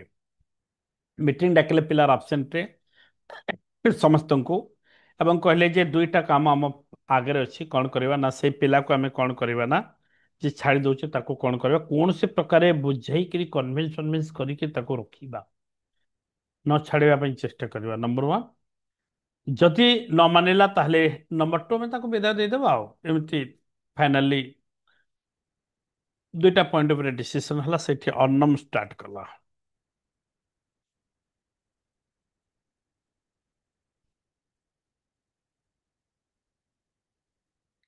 ସେ କ'ଣ କଲା ନା, ସେଠି ଆରମ୍ଭ କଲା ଯେ ତା ବସ୍ଙ୍କୁ କହିଲା ଯେ ଆମେ ପ୍ରଥମେ ଗୋଟେ ମିଟିଂ ଡାକିବା ତା ସହିତ, ଏବଂ ତାକୁ ଆମେ ଶୁଣିବା। ଶୁଣିବା କ'ଣ, ଆକ୍ଚୁଆଲି ଜଣେ ଯେଉଁ ଛାଡ଼ିବା ପାଇଁ ଚାହୁଁଛି, ଆମେ ତା ରୁଟ୍କୁ ଯିବା, ତାର ଜେନୁଇନ୍ କଜ୍ କ'ଣ ଜାଣିବା ଦରକାର। ଜେନୁଇନ୍ କଜ୍ ଯେତେବେଳେ ଆମେ ଜାଣିଯିବା, ତାହେଲେ ଆମେ କୌଣସି ସଲ୍ୟୁସନ୍ କରିପାରିବା। ହାର୍ଟ ଆଣ୍ଡ ଫାର୍ଟ ରୁଲ୍ ଯଦି ଆମେ କରିଦେବା, ସିଧା ତାହାକୁ ବିଦା, ରହିବ ତ ରହ, ନହେଲେ ବିଦା, ଏମିତି କରିଦେଲେ ଆମେ ଗୋଟେ ପିଲାକୁ ହରେଇବା। ପରବର୍ତ୍ତୀ ସମୟରେ ଏମିତି ବିହେଭିୟର କରିକି ଛାଡ଼ିଲେ ଫର୍ଦର ବି କେତେବେଳେ ଇଚ୍ଛା କଲେ କମ୍ପାନୀକୁ ରିଟର୍ନ କରିପାରିବନି। ଆପଣ ଆପଣଙ୍କ ଇନଷ୍ଟିଚ୍ୟୁଟ୍ ମାନଙ୍କୁ ଫିଲ୍ କରନ୍ତୁ। ଅତଏବ ଆମେ କ'ଣ କରିବା, ଅଣ୍ଡରଷ୍ଟାଣ୍ଡିଂ। এই পয়েন্টে ଆମେ କ'ଣ ଶିଖୁଛନ୍ତି, ଅଣ୍ଡରଷ୍ଟାଣ୍ଡିଂ ଶିଖୁଛନ୍ତି। Habit of communication and listen to intent to understood, ଅନ୍ୟମାନଙ୍କୁ ପୁରା ହାର୍ଟିଲି କେମିତି ବୁଝିପାରିବା। ବସ୍ ବଡ଼ ବଡ଼ ଆଖିରେ ଦେଖିଲେ ଅନମ କରେ। ଅନମ ଏତେ କ୍ୱାଲିଟି କଥା, ମାନେ କ'ଣ କହିଲାଣି ଏବେ। ଅନମ୍ର କଥାରେ ଠିକ୍ ଠିକ୍ କଥା କହିଲା ଅନମ। ଗୋଟେ ମିଟିଂ ଡକା ହେଲା। ସେ ପିଲାକୁ ଯେତେବେଳେ ମିଟିଂ ଡକାଗଲା ନା, ମିଟିଂରେ ସେ ପିଲାକୁ ଅନମକୁ କହିବା ପାଇଁ ସୁଯୋଗ ଦେଲେ ବସ୍। ଅନମ ହିଁ ଷ୍ଟାର୍ଟ କଲା ପିଲାକୁ ଯେ ଭାଇ, ଆପଣ ଯେଉଁ ଛାଡ଼ିବା ପାଇଁ ଚାହୁଁଛନ୍ତି ପ୍ରକୃତିରେ କ'ଣ ରୁଟ୍ଟି କ'ଣ, କଜ୍ଟି କ'ଣ, ନମ୍ବର 1 ପ୍ରାୟୋରିଟି କଜ୍ କ'ଣ ହେଇପାରେ। କହିଲା କି ମୁଁ ଯେତିକି ସମୟ ଦେଉଛି ଆଉ ଯେଉଁ ପ୍ୟାକେଜରେ ମୁଁ ଅଛି ପଇସାରେ, ଆକ୍ଚୁଆଲି ହଉନି, ଟିକେ ପହଞ୍ଚି ପାରୁନି ମୋର ରିକ୍ୱାରମେଣ୍ଟକୁ, ଯଦ୍ୱାରାକୁ ମୁଁ ଇଚ୍ଛା ନଥିଲେ ବି, ସେମିତି କହିଲା, ଇଚ୍ଛା ନଥିଲେ ବି ମୁଁ ଛାଡ଼ିବା ପାଇଁ ବାଧ୍ୟ ହେଉଛି, ଇଚ୍ଛା ନଥିଲେ ବି। ଅର୍ଥାତ୍ କମ୍ପାନୀକୁ ସେ ଭଲ ପାଉଛି, ବଟ୍ କମ୍ପାନୀ ଛାଡ଼ୁଛି ଏଥିପାଇଁ କି ତାକୁ ପେମେଣ୍ଟ ଟିକେ କମ୍ ହେଉଛି। ସେଠି ଅନମ ସେକେଣ୍ଡ ପଏଣ୍ଟ କହିଲା କି ଦେଖ ଭାଇ, ଦେଖନ୍ତୁ, ଯଦି ଆପଣଙ୍କୁ କୌଣସି टेम्पररी प्लान कराए एक्स्ट्रा पेमेंट ପାଇଁ ଆପଣଙ୍କ ପାଇଁ, ତାହେଲେ ହ୍ୱାଟ ଇଜ ୟୁର ଇଣ୍ଟେନ୍ସନ, କ'ଣ କରିବେ? ଯଦି ଏହା ହେଇଯାଏ ତ ମୁଁ ଆନନ୍ଦର ସହିତ ରହିଯିବି, କହିଲା ସେ ପିଲା। ମିଟିଂ କ୍ଲୋଜ ହେଇଗଲା। ବସ୍ ସିଧା ଅନ୍ନମକୁ ଡାକିଲେ ତା ରୁମକୁ। ସିଓ, ଆରେ ଅନ୍ନମ, ଚମତ୍କାର ଚମତ୍କାର କରିଦେଲ ଆଜି। ଆମେ ଗୋଟେ ପିଲାକୁ ହରେଇ ଦେଇଥାନ୍ତେ। ଆଉ ବହୁତ ବଢିଆ। ଏକ୍ସଟ୍ରା ଅର୍ଥାତ୍ ହେଲା ତାକୁ ଏକ୍ସଟ୍ରା ଡ୍ୟୁଟି ଦେଇଦେବା, ଓଭର ଡ୍ୟୁଟି ଏକ୍ସଟ୍ରା ପେମେଣ୍ଟ ଦେଇଦେବା। ଓଭର ଡ୍ୟୁଟି କରିବା ପାଇଁ ସେ ରେଡି, ଯେହେତୁ ତାର ରିକ୍ୱାରମେଣ୍ଟ ଅଛି। ଏବଂ ତାକୁ ଟିକେ ଏକ୍ସଟ୍ରା ପେମେଣ୍ଟ ଦେବାର ଯୋଜନା କିଛି ଦିନ କରିବା। ଯଦି ତାର ପରଫର୍ମାନ୍ସ ଭଲ ଆସିଲା ତାକୁ ଭବିଷ୍ୟତରେ ସାଲାରୀ ବି ବଢ଼ା ଯାଇପାରେ। ହଁ ସାର୍, ଏଇକରି ଆମେ ଏତେ ଭଲ ପିଲାକୁ ଛାଡ଼ିବା କାହିଁକି, ଏଇଟା କଲେ ଆମ କମ୍ପାନୀ ପାଇଁ ଭଲ ହେବ। ସେଟା ଷ୍ଟାର୍ଟ ହେଲା। ସେଇଠୁ ସେ ଶିଖିଲା 4 ନମ୍ବର ପଏଣ୍ଟରେ ଯେ ଅଣ୍ଡରଷ୍ଟାଣ୍ଡିଂ, ଅନ୍ୟମାନଙ୍କୁ କେମିତି ଆମେ ବୁଝିପାରୁଛନ୍ତି। ତ ତେଣୁ ଯେକୌଣସି ଲୋକ ଯାହା କହିଲେ, କମ୍ପାନୀ ଯୋଉ କହିଦେଲେ ଆମ କମ୍ପାନୀରେ ବସ୍ଟା ନା ସବୁବେଳେ ଘର ଘର ସବୁ କେତେ ଯେତେ କାମ କଲେ ସାଟିସ୍ଫାଏଡ୍ ହଉନି ମୋ ସେ ବସ୍ଟା, ଫାଲତୁ ବସ୍ଟି ଅଛି। ଏମିତି ଯେତେବେଳେ ତାଙ୍କ ସାଙ୍ଗମାନେ ଡିସ୍କସନ୍ କରନ୍ତି, ଇଏ ତାଙ୍କ ସାଙ୍ଗରେ ସାମିଲ ହେଇଯାଉଥିଲା ପ୍ରଥମେ ଅନ୍ନ। ହଁ ହଁ ହଁ, ଏ ବସ୍ଟା କ'ଣ, ଏକୁ ବିରୋଧ କରିବାକୁ ପଡ଼ିବ, ବେକାର ଗୋଟେ ଇଏ ସେ, ତା ବଦଳେଇବା, ଇଏ ଅଲଗା ବସ୍ ଗୋଟେ ଆସିଲେ ଭଲ ହେବ, କାମ କରିବା ଇଚ୍ଛା ଲାଗୁନି, ସତରେ ଏକଦମ ବାଜେ। ଏମିତି ଡିସ୍କସନ୍ ଆଗରୁ କରୁଥିଲା। But now 7 habits of highly effective ପିପୁଲର ହ୍ୟାବିଟ୍ ଗୁଡ଼ାକ ପଢ଼ିକି ନିଜେ ଏକ୍ସନ୍ ଓରିଏଣ୍ଟେଡ୍ ଭିତରେ ହେଲା ପରେ, ଏକ୍ସନ୍ ନେଲା ପରେ ଏବେ ତାର ଫିଲିଙ୍ଗସ୍ ଆସୁଛି, ନା ନା ନା ନା ଭାଇ, ଆପଣ ଯୋଉ କହୁଛନ୍ତି ବସ୍ ଏମିତି ସେମିତି, ସେଇ ଜାଗାରେ ଆମେ ଥିଲେ କ'ଣ କରନ୍ତି? ସେ ଯୋଉ କହୁଛନ୍ତି କ'ଣ ତାଙ୍କ ଘର ପାଇଁ କହୁଛନ୍ତି? ମୁଁ ପଚାରିବା ଷ୍ଟାର୍ଟ କଲା। କମ୍ପାନୀର ଇମ୍ପ୍ରୁଭମେଣ୍ଟ ପାଇଁ ମୁଁ କହୁଛନ୍ତି। ଆମେ ଯଦି ଆମ କାମକୁ ପ୍ରପରଲି ଠିକ୍ ଟାଇମରେ କରିଦିଅନ୍ତେ ତ। ମୁଁ ତ କରୁଥିଲି ଆଗରୁ ବହୁତ, ମୁଁ ବି ଗାଳି ଖାଉଥିଲି, ବହୁତ ଗାଳି। ମୁଁ ତ ଆପଣମାନଙ୍କ ଠାରୁ ଅଧିକ ଗାଳି ଖାଉଥିଲି। ବସ୍ଙ୍କ ପାଖରୁ କଡ଼ା କଥା ଶୁଣୁଥିଲି। ଚାକିରି ଛାଡ଼ିଦେବାକୁ ଇଚ୍ଛା ଲାଗୁଥିଲା। କିନ୍ତୁ ଏବେ ତ ସେ କିଛି କହୁନାହାନ୍ତି, କାହିଁକି ନା ମୋର ଡ୍ୟୁଟି ଯାହା, ମୁଁ ପ୍ରପରଲି ଏକଦମ ଲିଷ୍ଟ ବନେଇକି ପ୍ରପରଲି କରିକି ସାର୍ଙ୍କୁ ଆହୁରି ପଚାରିଯାଏ, ସାର୍ ମୋର କାମ ସରିଗଲା ଯାହା ଦେଇଥିଲା, ଆଉ କ'ଣ କରିବି କି, ହେଲ୍ପ କରିପାରିବି କି? ଏମିତି ଚେଞ୍ଜ ହେଲା ଆକ୍ଟିଭିଟିଜ। ତ ହ୍ୟାବିଟ୍ସରେ ଚେଞ୍ଜ ହେବ କି ଏଇ ପଏଣ୍ଟରେ ଅରମାନ ଫିଲ୍ କଲା କି ମୁଁ ଯେତେବେଳେ କୌଣସି ନୂଆ ନୂଆ କାମ କରିବା ପାଇଁ, ଅଧିକ ଅଣ୍ଡରଷ୍ଟାଣ୍ଡିଂ ସହିତ କାମ କରିବା ପାଇଁ ଯେତେବେଳେ ସମୟ ଦେବୁ, ସେ ସମୟଟା ଜାମ୍ ହେଇକି, ଯୋଉ ଆଗରୁ ଧାରଣା ଥିଲା କି ମୁଁ ଟାଇଟ୍ ହେଇଯିବି, ଜାମ୍ ହେଇଯିବି, ଆଉ କିଛି କରିପାରିବିନି, ଯୋଉ ଥିଲା ଆଦୌ ନୁହଁ। ମତେ ହାଲକା ଲାଗିଯିବ ଲାଇଫ, ଏକଦମ ହାଲୁକା ଇଜି ହେଇଯିବ ଲାଇଫ, ଆନନ୍ଦମୟ ସ୍ଥିତି ଆସିବ। ଏବଂ ଆନନ୍ଦମୟ ସ୍ଥିତି ସହିତ ମୁଁ ଆରାମରେ ତାକୁ ନେଇପାରିବି। ଓକେ, ଏଇପରି ସିନର୍ଜାଇଜ, ସାର୍ପେଣ୍ଟ ଟୁ ସ, ଏମିତି ବାକି ପଏଣ୍ଟ ଅଛି। ଆଜି ଏତିକି ପଏଣ୍ଟ ଡିସ୍କସ କରିବା, ସମୟ ହେଇଗଲାଣି। ସେଥିପାଇଁ ମୁଁ ଖାଲି କହିବି, ଆପଣମାନେ ଶୁଣିଲେ ତ କିଛି ଲାଭ ନାହିଁ, ଏଇଟା ତ ଦିବ୍ୟ ସଂଯୋଗ ଭଳିଆ ପଳେଇଲା। ଓକେ, କୁହନ୍ତୁ କେମିତି ଲାଗିଲା ଟପିକ, ଆଲୋଚନାଟା କେମିତି, ବହି ଆଲୋଚନାଟା କେମିତି ଲାଗିଲା ଧ୍ରୁବ ସାର୍? ପିତାମ୍ବର ସାର୍ ଏବେ ବୁଝିପାରିଲେ ଆପଣ? ଏବେ ପଢିବେ ଆଲୋଚନା ଆପଣ? ତ हाँ सर। ପିତାମ୍ବର ସାର୍ ଏବେ ବୁଝିବେ, ଏବେ ଗୋଟେ ପଢିବେ, ଦେଖିବେ ମୁଁ ଯୋଉ କହିଲି ବହି ଗୁଡାକ हाँ सर। ଆପଣଙ୍କ ଷ୍ଟେଜ ଭିତରକୁ ଯିବ। आगे। ଓକେ, ଯେତେବେଳେ ବି ବହି ପଢିବେ ଆପଣ ନିଜକୁ ରିଲେଟ କରନ୍ତୁ, ନିଜକୁ ତା ଭିତରେ ସାମିଲ କରନ୍ତୁ, ମଜି ଯାଆନ୍ତୁ ବହି ସହିତ। ଯେତେବେଳେ ବହି ସହିତ ମଜି ଯିବେ ନା, ଯେକୌଣସି ବହିର ଥଟ୍ସ ଉପରେ, ଥିଙ୍ଗସ୍, ତାର ଘଟଣା ପ୍ରଭାବ ଭିତରେ ଆପଣ ନିଜକୁ ସାମିଲ କରିପାରିବେ। ଏଟା ହଉଛି ମାଇଣ୍ଡ ସେଟ୍। ଆପଣ ନିଜକୁ ସାମିଲ କରିପାରିବେ। ଏବଂ ଯେତେବେଳେ ସେଇ ଘଟଣା ସହିତ ନିଜକୁ ସାମିଲ କରିକି ପଢିବେ ଡିପଲି ନା, ଇକ୍ରେ ମେମୋରାଇଜ, ଆପଣଙ୍କ ମେମୋରି ସାର୍ପ ହେଇଯିବ, ମନେ ରହିଯିବ, ତା ଭିତରକୁ ପଳେଇଯିବ, ଆପଣଙ୍କୁ ଭୁଲି ପାରିବେ ନାହିଁ। ଏବଂ ସବୁଠୁ ସହଜ କଥା ହେଲା, ଗୋଟେ ବତେଇ ଦେଉଛି, ଯେତେବେଳେ ବହି ପଢିବେ ଆପଣ କିଛି ଜିନିଷ ଶିଖିଲେ ନା, ଆପଣଙ୍କ ଘର ଲୋକ ଯାହା ସାଙ୍ଗେ ଡିସ୍କସନ କରିଦିଅନ୍ତୁ, ତୁରନ୍ତ ପୁଅ ଝିଅ ଭାଇ ଭଉଣୀ ସାଙ୍ଗେ ତୁରନ୍ତ 2, 4, 5ଟା ପଏଣ୍ଟ ଡିସ୍କସନ କରିଦିଅନ୍ତୁ। ଜାଣିଛନ୍ତି, ଜ୍ଞାନ ଯେତେ ବାଣ୍ଟିବେ ସେତେ ବୃଦ୍ଧି ହୁଏ, ସରେ ନାହିଁ, ସମସ୍ତେ ଜାଣିଛନ୍ତି। ତେଣୁ ଦେଖିବେ ଆପଣଙ୍କ ଆହୁରି ପରଫେକ୍ଟ ଡିସ୍କସନ କରିଦେବେ। ଡିସ୍କସନ କରିଦେବେ ସେ ବିଷୟକୁ ନେଇକି, ଯାହା ଭଲ ଲାଗିଲା। ଆମେ ଭଲ ଲାଗିଲେ କ'ଣ, ଗୋଟେ ଭଲ ରସଗୋଲା ଖାଇଲେ, ଆଜି ଗୋଟେ ଜାଗାକୁ ଯାଇକି ପାହାଡ଼କୁ ଗଲେ ଭଲ ରସଗୋଲା, ମୁଁ ପାହାଡ଼ରେ ଯାଏ, ପାହାଡ଼ ପାଖରେ ମୋର ଷ୍ଟୁଡିଓଟା, ପାହାଡ଼କୁ ଗଲେ ମୋ ସେ ଅଫିସ୍ ଯେଉଁ ବାସୁଦେବକୁ ନେଇକି ଯାଏ, ବାସୁଦେବ ସାଙ୍ଗରେ ବାସୁଦେବକୁ ମିଠା ଖୁଆଏ, ମୁଁ ବି ଖାଏ। ତ ମିଠା ଖାଇଲା ବେଳେ ଆମେ କାହାକୁ ମନେ ପଡ଼ିବ? କ୍ଲୋଜ୍ ପର୍ସନ୍ ମାନଙ୍କୁ ମନେ ପଡ଼ିବ। ତାଙ୍କୁ କେମିତି ଏଇ ମିଠାଟା ବଢ଼ିଆ ଅଛି, ଗରମା ଗରମ ମିଠା ବଢ଼ିଆ ଲାଗୁଛି, ତାଙ୍କୁ ଗୋଟେ ଖୁଆଇଲେ ହୁଅନ୍ତା। କୌଣସି ଭଲ ମୁଭି ଦେଖିବ କାହାକୁ ମନେ ପଡ଼େ? କ୍ଲୋଜ୍ ଲୋକକୁ। ସେ ଯଦି ଦେଖିବେ ଭଲ ଲାଗେ ନା ନାହିଁ? ତେଣୁ ଆପଣ ଆପଣଙ୍କ କ୍ଲୋଜ୍ ଲୋକମାନଙ୍କ ସହିତ ପ୍ରଥମେ ଡିସ୍କସନ୍ କରିଦିଅନ୍ତୁ ଯାହା ପଢ଼ୁଛନ୍ତି। ଦେଖିବେ ସେଗୁଡ଼ିକ ବହୁତ ବଢ଼ିଆ ମନେ ରହିବ, ଆଗକୁ ବଢ଼ିବ। ଏମିତି ଯଦି ଗୋଟେ ବହିରେ ଏତେ ହ୍ୟାବିଟ୍ସ କରିକି ଆମେ ଯଦି ୟୁଟିଲାଇଜ୍ କରୁଛନ୍ତି ଧୀରେ ଧୀରେ ଧୀରେ ଧୀରେ ଲାଇଫରେ ଗୋଟେ ଦୁଇଟା ପଏଣ୍ଟ କରିକି ଆମେ ୟୁଜ୍ କରିବା ଷ୍ଟାର୍ଟ କରିବା ନା, ଆପ୍ଲାଏ କରିବା ଷ୍ଟାର୍ଟ କରିବା। Applied knowledge is actually knowledge. ଆମେ ଯେତେବେଳେ ଆପ୍ଲାଏ କରିବା ଷ୍ଟାର୍ଟ କରିବା, ଦେଖେ ଏଇ 30ଟା ବହି ଆମ ଜୀବନରେ କ'ଣ ପ୍ରଭାବ ପକାଇବ ଚିନ୍ତା କରନ୍ତୁ। 30 ବୁକ୍ସ, ପାୱାରଫୁଲ୍ ବୁକ୍। ଗୋଟେ ବହିର ଗୋଟେ ଦୁଇଟା ଚାପ୍ଟର ପଏଣ୍ଟ ଯଦି ଏତିକି କରୁଛି ତାହେଲେ କେତେ ପ୍ରଭାବ ପକାଇବ। ରବୀନ୍ଦ୍ର କୁମାର ସ୍ୱାଇଁ ସାର୍ କହୁଛନ୍ତି, ସାର୍ ଓଡ଼ିଆ ଭର୍ସନ୍ ଦେଲେ, ଓଡ଼ିଆ ଭର୍ସନ୍ କେଉଁଠୁ ଦେବି ସାର୍, ମୁଁ ଏବେ ଓଡ଼ିଆ ଅନୁବାଦ କରିପାରିବିନି। ଓଡ଼ିଆ ଭର୍ସନ୍ ବହିକୁ କରିକିରି ଏମିତି କେତେ ଏତେ କଷ୍ଟ ମୁଁ କେଉଁଠୁ କରିବି ଏବେ? ମୁଁ ତ ମୋ ନିଜ ବହି ଲେଖିପାରୁନି, ଅଧାରେ ରହିଛି। ଓକେ, ଏମିତି ଓଡ଼ିଆରେ ବାର୍ତ୍ତାଳାପ କଲା ଭିତରେ ଡିସ୍କସନ୍ ହେଇପାରିବ। ମୁଁ ଓଡ଼ିଆରେ ବୁଝେଇ ଦେଇପାରିବି, ଇଂରାଜୀରେ ତ ବହି ଅଛି, ବଟ୍ ପୁରା ଓଡ଼ିଆ ଅନୁବାଦ କରିକି ଦିଅନ୍ତୁ କହିଲେ ତାହା ସମ୍ଭବ ହେବନି ଏବେ।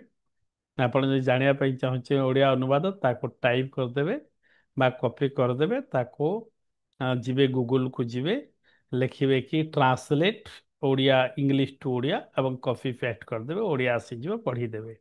ତେଣୁ ସଠିକ୍ ଓଡ଼ିଆ ପାଇବେ ନାହିଁ।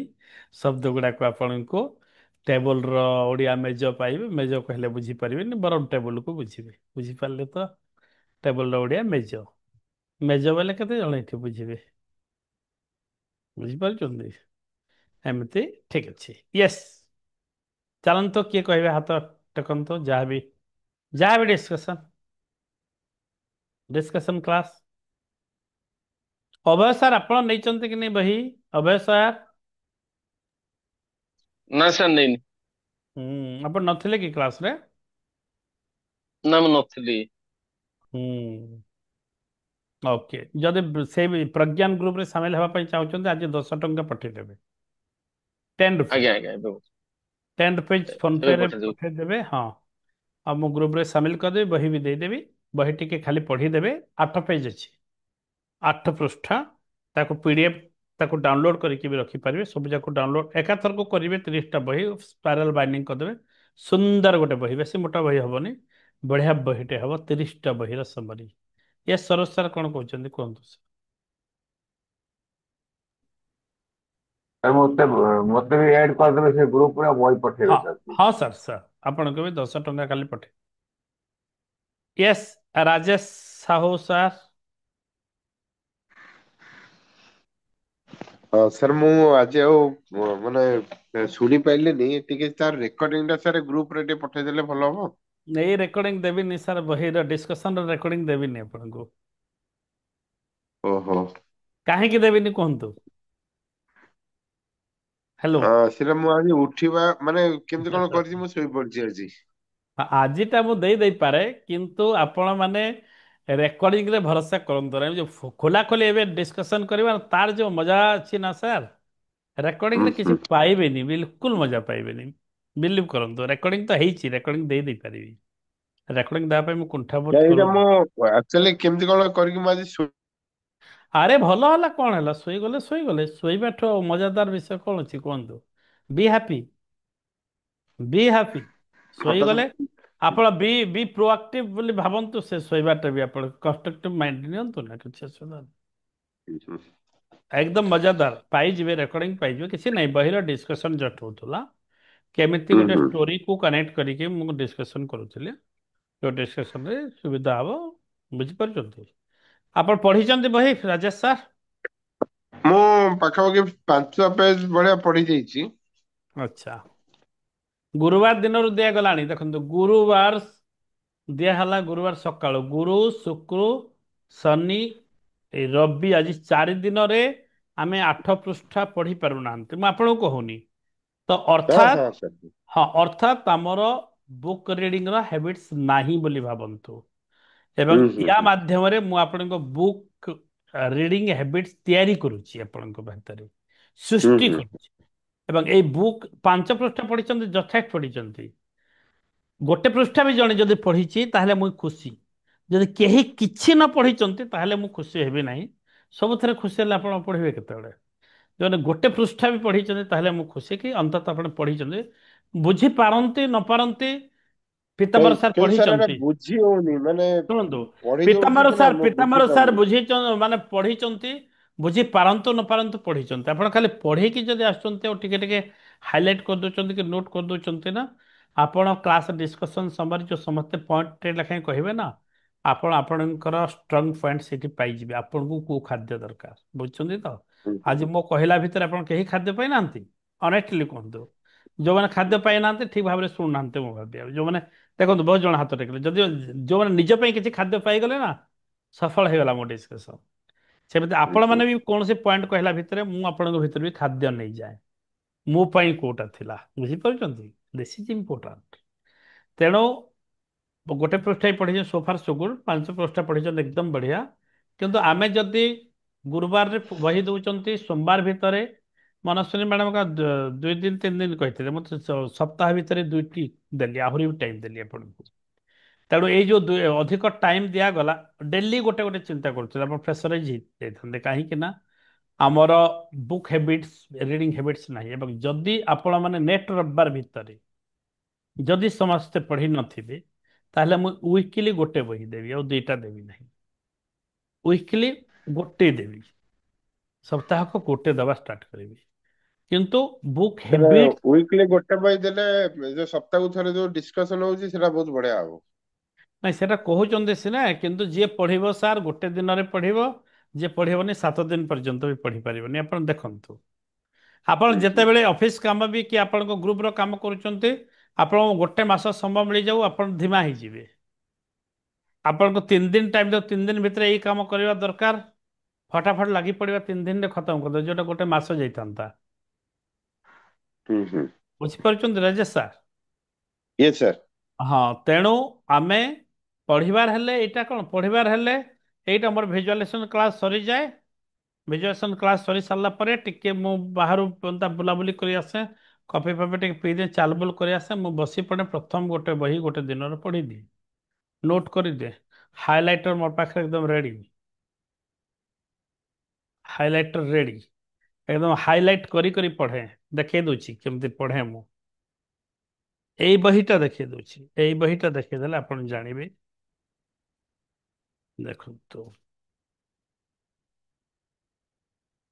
देखुचंते मो डायरी रे लिखिछि, देखले? अरे पीडीएफ अछि, हाईलाइट फाइल हेई करे अछि, पुणी मते कोन हाईलाइट करबा दरकार कहंतनी। देखंतु केते पृष्ठ पढिछि, गोटे हेबिट्स गोटे पृष्ठ रे, सेकंड हेबिट्स रे गोटे पृष्ठ रे। देखुनांते मु न पढ़ी कि कोन कहूछ, अरे मु पढुछि, आपण भी पढिबा। देखंतु, बुझि पारुछंती, लिखिछि हाईलाइट, भल लागुछि ना नहीं? एइथरे हाईलाइट करी करी इंपोर्टेंट पॉइंट को हाईलाइट करिवे, अपन मने रहिबो। आपण हाईलाइट करूचंते, लेखुचंते, माइंड कनेक्ट करिवो। बही पढ़िबा अभ्यास तो मु करेछि। केमती पढ़िबे बही को? प्रथमे बही जदि पढुचंते, फिजिकल बही जदि पढुचंते, एमती देखिदेबे। जदि आपण एटा भी पीडीएफ भी देखुचंते, पीडीएफ बाहर करदेबे, ताको टिके लव देदेबे, पीडीएफ बाहरी गला। देखंतु आपण केमती मने रहिबो कहदउछि, टिके सुनंतु समस्त प्लीज। एटा पीडीएफ बाहरी गला, देखंतु एटा पीडीएफ बाहरी गला। ए पीडीएफ को प्रथमे देखिबे, स्टार्टिंग को, एकदम स्टार्टिंग को देखिबे। बहीटा अछि एठी, ए बही को भलो पाइबा देदेबे। वाओ, ब्यूटीफुल बही आज पढ़िया पे जाउछि। The 7 habits of highly effective people. Wow, powerful lesson in personal change। वाह, पर्सनाल चेंज ହେଇଯିବ। ଏଇ ଫିଲିଙ୍ଗସ୍ ନେବେ ନିଜ ଭିତରେ, ତାହେଲେ ବହିର ଫିଲିଙ୍ଗସ୍, ଥିଙ୍ଗସ୍ ଗୁଡାକ ଆପଣଙ୍କ ଏଣ୍ଟର କରିବ ଭିତରକୁ। ୱିଦାଉଟ୍ ଫିଲିଙ୍ଗସ୍ କିଛି ହୁଏନି ଦୁନିଆରେ, ଜାଣିଥାନ୍ତୁ। ବାର ବାର କହୁଛି ମୁଁ ସେ କଥା। ତ ଏମିତି ଆଗ ଭଲ ପାଇବା ଦେବେ, ଟପିକଟା, ବହିର ଟପିକଟା ପଢିଦେବେ। ବହୁତ ବଢିଆ ଟପିକ ପଢିବା। ଯେତେବେଳେ ପ୍ରଥମ ଟପିକ ମାନଙ୍କୁ ଇଣ୍ଟ୍ରୋଡକ୍ସନ ଗଲା, ଫାର୍ଷ୍ଟ ଚାପ୍ଟରକୁ ଗଲେ, ହ୍ୟାବିଟ୍ 1, ବି ପ୍ରୋଆକ୍ଟିଭ। ବି ପ୍ରୋଆକ୍ଟିଭ, ବି ପ୍ରୋଆକ୍ଟିଭ। ୱାଓ, ବୁଝିଛନ୍ତି କ'ଣ କହୁଛି ମୁଁ? ଓ ଫିଲିଙ୍ଗସ୍ ବୁଝିପାରୁଛନ୍ତି ନା ଆପଣ ମାନେ? କିନ୍ତୁ ଭଲ ପାଇବା ଏନର୍ଜି ସହିତ ଯେତେବେଳେ ବହି ପଢ଼ିବେ ପିଲାଙ୍କୁ ବି ଶିଖାନ୍ତୁ। ମୁଁ ଯେଉଁମାନେ ପ୍ରିପାରେସନ୍ କରୁଛନ୍ତି ମୋ ସହିତ କାଉନସିଲିଂ କରୁଛନ୍ତି ତାଙ୍କୁ ଖାଲି ବହି କେମିତି ପଢ଼ିବେ ଗୋଟେ ଶିଖଉଛି ମୁଁ। ଅଧିକ କମ୍ ସମୟ ଭିତରେ କେମିତି ଅଧିକ ମେମୋରାଇଜ୍ କରିପାରିବେ ମୁଁ ଶିଖଉଛି। 5-7 ପିଲା ଯେଉଁମାନେ କିଏ ବିଇଡ଼ିରେ କିଏ ଟିଚରସିପ୍ ପାଇଁ କିଏ କ'ଣ ପାଇଁ ପ୍ରିପାରେସନ୍ କରୁଛନ୍ତି କିଏ ଆଇଏଏସ୍ ପାଇଁ କିଏ ଓଏଏସ୍ ପାଇଁ ମୋ ସାଙ୍ଗରେ ଅଛନ୍ତି କାଉନସିଲିଂ ଷ୍ଟୁଡେଣ୍ଟ ତାଙ୍କୁ ବହି ପଢ଼ିବା ଶୈଳୀ ଶିଖାଏ କେମିତି କରିବେ।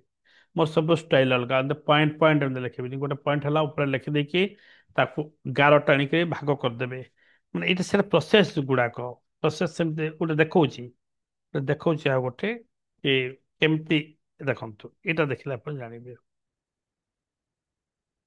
ଦେଖୁଛନ୍ତି ଏଇଟା କରିବେ ଗାର ହେଲା ବୁଝିପାରୁଛନ୍ତି ଲେଖା ବହି ପଢ଼ିକି ମାନେ ଏଇଟା ଉପରେ ହେଇଗଲା ତାର କେତେଟା ପାର୍ଟରେ ଭାଗ ହେଲା 3ଟା ପାର୍ଟ ବୋଲେ 3ଟା ପାର୍ଟରେ ମୁଁ ଭାଗ କରିଦେଲି। ହଁ এইটা ଏମିତି ରେଖା ଗ୍ରାଫ୍ କରିବେ ଡାଇରେକ୍ଟ ଆପଣ ଏମିତି ଏମିତି ଖାଲି ଲେଖନ୍ତୁ ବେଶୀ ମନେ ରହିବନି ଆପଣ ଗ୍ରାଫ୍ କରିଦିଅନ୍ତୁ ଲେଖନ୍ତୁ ବହୁତ ମନେ ରହିବ ଇମିଡିଏଟ୍ ମନେ ରହିବ ଏବଂ ଆପଣ କୌଣସି ଆଉ ଯେଉଁମାନେ ଅଛନ୍ତି ପ୍ରଫେସନାଲ ନା ଯେମିତି ସରୋଜ ସାର୍ ଅଛନ୍ତି ପ୍ରଫେସନାଲ ବିଭିନ୍ନ ଯାକ ମିଟିଂ ଯାଉଛନ୍ତି ଟିଚର ମାନଙ୍କ ସାଙ୍ଗେ ଡିସ୍କସନ୍ କରୁଛନ୍ତି ତାଙ୍କୁ ତ ଏମିତି ପଏଣ୍ଟ ୱାଇଜ୍ ଏମିତି ଗ୍ରାଫ୍ ବନେଇବା ବହୁତ ଜରୁରୀ କମ୍ ଗ୍ରାଫରେ କମ୍ ସମୟରେ ବହୁତ କମ୍ ଜାଗାରେ ବହୁତ ଜିନିଷ ଦେଇପାରିବେ ଖାଲି ପଏଣ୍ଟ ଖାଲି ଦେଖିଦେବେ ଥରେ କାଗଜଟା ବି ପକେଟରୁ ଦେଖିଦେବେ ଟିକେ ସେଠି କହିଦେବେ ଅନର୍ଗଳ ଗୁଡ଼ାଏ କହିଦେଇପାରିବେ ରାଇଟ୍ ଠିକ କହୁଛି Saroj sir Yes Yes okay ଚାଲନ୍ତୁ ଆଉ କିଏ କଥା ହେବେ କନିକା ମ୍ୟାଡ଼ାମ ଆପଣ ବହି ପଢ଼ିଲେ ହ୍ୟାଲୋ ଆପଣଙ୍କର ସୁଭିଲାନି ବିନୟ ସାର୍ ଆପଣ ହଁ ପଢ଼ିପାରିଲେ ସାର୍ ସାର୍ ଗୋଟେ ପେଜ ପଢିଛି। ଭେରି ଗୁଡ୍ ଗୋଟେ ପେଜ ପଢ଼ନ୍ତୁ ନା କିଛି ଆମେ କେତେବେଳେ ପଢ଼ୁନଥିଲେ ଦେଖନ୍ତୁ ଆମେ ଯେଉଁ ବୟସରେ ପହଞ୍ଚିଛନ୍ତି ଆପଣ ଯେଉଁ ବୟସରେ ପହଞ୍ଚିଛନ୍ତି ଏ ସମୟରେ ବହି ପଢ଼ିବା ପ୍ରାୟତଃ ଭୁଲି ଯାଇଥିଲେ ହଁ ବୋଲି କୁହନ୍ତୁ ବଟ୍ ଏବେ ମୁଁ ଆପଣଙ୍କୁ ସେଇ ଗୋଟେ ହ୍ୟାବିଟ୍ସ ଦେଉଛି ଏଇ ହ୍ୟାବିଟ୍ସ କଲେ କ'ଣ ହବ ନା ଆପଣ ଆହୁରି ୟଙ୍ଗ ଲାଗିବ ଆହୁରି ୟଙ୍ଗନେସ୍ ଆପଣଙ୍କ ଭିତରେ ଆସିବ ନୂତନ ନୂତନ ଚେତନା ଯଦି ଗୋଟେ ମଣିଷର ମୁଣ୍ଡକୁ ଆସିବ ତାର କେବେ ସେ ବୁଢ଼ା କି ବୁଢ଼ୀ ହବ ନାହିଁ ରାଇଟ୍ ତେଣୁ ଏଇ ବହି ମାନଙ୍କରେ ଆପଣଙ୍କର ଆକ୍ଟିଭ ହେଇଯିବେ ଆପଣ ଗୋଟେ ପେଜ ପଢ଼ିଛନ୍ତି ସୋ ଫାର ସୋ ଗୁଡ୍ ବହୁତ ବଢ଼ିଆ ଗୁଡ୍ ବିନୟ ସାର୍ ନାଇଁ ସାର୍ ପଢି ପାରୁନି ଏ କାମ ବ୍ୟସ୍ତ ଭିତରେ ହଁ ଘର ହଁ କାମରେ। ଟିକେ ନାଇଁ କିଛି ନହେଲେ ଗୋଟେ ପୃଷ୍ଠା ଉଲ୍ଟେଇ ଦିଅନ୍ତୁ ନା ପିଡିଏଫ ଟା ଖାଲି ଆଜ୍ଞା ହେଲା ଆଜି ଆଜି ପଢିବି ସାର୍। ହଁ 10 ଟଙ୍କା ଦେଇଛନ୍ତି ସେଇ 10 ଟଙ୍କାର ନାଇଁ ସାର୍ ଆଜି ଫାଇଦା ପଢିବି ଆଜ୍ଞା 10 ଟାଇମ୍ସ ନିଅନ୍ତୁ ପ୍ଲିଜ ସମସ୍ତେ ଏ ସମସ୍ତଙ୍କୁ ମୁଁ ପୁଣି ଥରେ ରିକ୍ୱେଷ୍ଟ କରୁଛି କି ଅନ୍ତତଃ ବହି ଟିକେ ଅଧେ ବି ବୁଝନ୍ତୁ ନ ବୁଝନ୍ତୁ ଡଜନ୍ ମ୍ୟାଟର କିଛି ଯେମିତି ପିତାମ୍ବର ସାର୍ଙ୍କୁ ମୋତେ ଖୁସି ଲାଗିଲା ବୁଝନ୍ତୁ ନ ବୁଝନ୍ତୁ ସେ ପଢିଛନ୍ତି ଆଗ ହାତ ଟେକିଲେ ଦେଖନ୍ତୁ ଆମ ସମସ୍ତଙ୍କଠୁ ସିନିୟର ଏଇଠି ଅଛନ୍ତି କହିଲେ ବିନୟ ଆଜ୍ଞା ପିତାମ୍ବର ସାର୍ ଧ୍ରୁବ ସାର୍ ମାନେ ଦେଖନ୍ତୁ ବହୁତ ଆକ୍ଟିଭ ଅଛନ୍ତି ଏଇ କନିକା ମ୍ୟାଡ଼ାମ ଆମେ ଯେଉଁମାନେ ତାଙ୍କର ୟଙ୍ଗ ଅଛନ୍ତି ଆମେ ଆମେ ତାଙ୍କଠୁ ଶିଖିବା ୟେସ୍ ଅଭୟ ସାର୍ କୁହନ୍ତୁ କ'ଣ କହୁଛନ୍ତି ସାର୍ ମୁଁ ପ୍ରତିଦିନ ଅଧଘଣ୍ଟେ ସାଇକୋଲୋଜି ଅଫ ମନି ବହି ପଢୁଛି।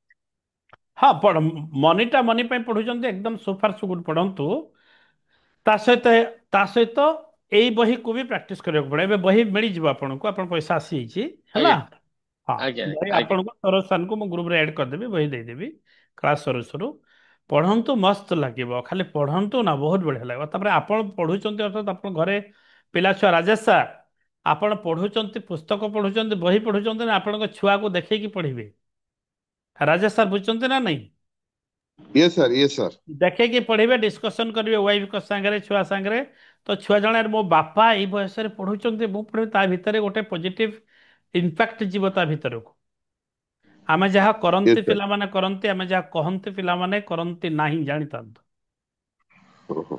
ହଁ ଆମେ ମାଦକ ଦ୍ରବ୍ୟ ଖାଉଥିବା ପିଲାଙ୍କୁ ଖାଇବନି କେବେ କହିଲେ କେତେବେଳେ ଲୁଚିକି ସେ ଖାଇଦବ ତେଣୁ ଆମେ ଯାହା କରିବା ସେମାନେ କରିବେ ଆମର କହିବାଟା ସେମାନେ କରନ୍ତି ନାହିଁ ଓକେ ସାରିବା କ୍ଲାସ୍ ପୁଣି ଦେଖା ହବା ସମସ୍ତେ ଦିବ୍ୟ ସଂଯୋଗ କ୍ଲାସରେ ପଢିକି ଟିକେ ଟିକେ ଆସିଥିଲେ ମୁଁ ଆପଣ ସୁଯୋଗ ପାଆନ୍ତିନି କାହାକୁ କହିବି ଏ ସବୁ ଯାକ ହାତ ଏମିତି ଉଠିବ ପୁରା ଆଜି 2-3ଟା ହାତ ଉଠିଲା ସେଥିପାଇଁ ମୁଁ ଟିକେ ଡିସ୍କସନ କରିଦେଲି ଆପଣମାନେ କହିସାରିଲା ପରେ ମୁଁ ବି ଟିକେ ଟିକେ ସେଥିରେ ଆଉ ଟିକେ ଟିକେ ପୁର ଲଗେଇଦେବି ମଣ୍ଡାରେ ଟିକେ ପୁର ଲଗେଇଦେଲେ ଟେଷ୍ଟ ଲାଗେ ନା ନାହିଁ ପୁର ଜାଣିଛନ୍ତି ନା ତା ଭିତରେ ଯୋଉ ପଡେ ଟିକେ ଟିକେ ପୁର ଦେଇଦେବି ଆପଣଙ୍କୁ ଆଉ ଟିକେ ଟେଷ୍ଟି କରେଇଦେବି ଚମତ୍କାର ଭାବରେ ଆମେ ମିଶିକି ଯିବା ବୁଝିପାରିବ ମୁଁ ଆପଣଙ୍କୁ ଦେଇଛି ଟାସ୍କ ବୋଲି ମୁଁ ବି ପଢୁଛି ନିୟମିତ ଜାଣିଛନ୍ତି କି ଏଇଟା ମୋ ପାଇଁ ଭଲ।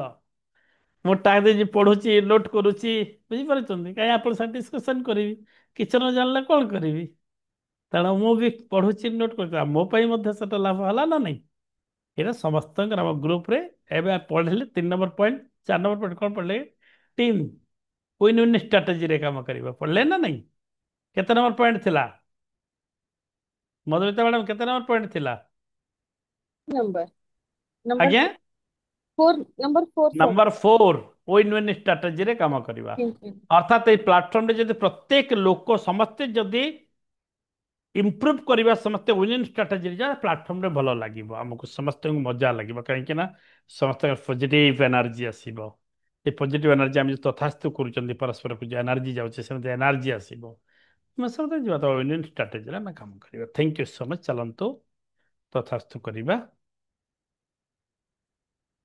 ତଥାସ୍ତୁ ମୁଦ୍ରାରେ ରହିଯାଆନ୍ତୁ ସମସ୍ତେ ହସ ହସ ମୁହଁରେ ରୁହନ୍ତୁ ନର୍ମାଲ ବ୍ରିଦିଂ परमपिता परमेश्वर को स्मरण करंतु जो भी शक्ति को आप विश्वास करते स्मरण करंतु माता पिता को स्मरण करंतु शिक्षा गुरु दीक्षा गुरु मार्गदर्शक शुभचिंतक पितृपुरुष गण महापुरुष गण ऋषि मंडली समस्त को स्मरण करंतु जल अग्नि वायु पृथ्वी एवं आकाश को स्मरण करंतु विश्व ब्रह्मांडर समस्त सकारात्मक शक्ति तथा विश्व ब्रह्मांडर समस्त पवित्र आत्मागण को स्मरण करंतु जो मैंने प्लाटफर्म उपस्थित अच्छा आम समस्त पाक ऊर्जा पहुंचुंट ए ऊर्जा अत्यंत शक्तिशाली अटे समस्ते हसी हसी उच्चारण कर 3 थर कहतु तथास्तु तथास्तु तथास्तु thank you so much thank you so much thank you so much आप सम्मुखी जो अमृत अच्छी पान कर दिंतु